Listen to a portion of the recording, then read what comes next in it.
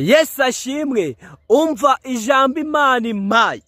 Imbabazi z'Imana ziri ku buzima bwawe. Imbabazi z'Imana ziri ku babyeyi bawe. Imbabazi z'Imana ziri ku muryango wawe. Imbabazi z'Imana ziri ku bazagukomokaho. Impaye ijambo riboneka muri Zaburi y'136 ku murongo wa 25. Harimo ijambo rivuga ngo igaburira irifite imibiri byose, ngo kuko imbabazi zayo zihoraho iteka ryose. Aya makuru yamenye rero uyu mwaka ugiye gutangira, menya yuko ikintu cya mbere ufite ni imbabazi z'Imana. Menya ko icyo wavuganye n'Imana ikubwira yuko izakugirira neza izabikora.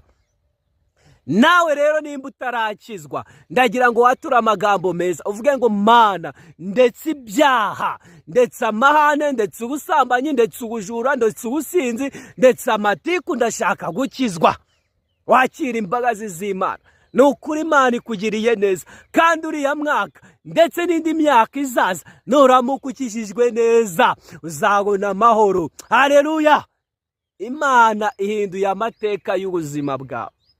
Kiranuka wowe. Imana ifite umugambi mwiza ku buzima bwacu twebwe tudashobora gukora ngo tugereho, kuko Imana irimo irashaka kuduha amasezerano, irashaka kurema ibintu bifatika ku buzima bwacu. Akira ijambo ry'Imana, akira ubuhanuzi bw'Imana.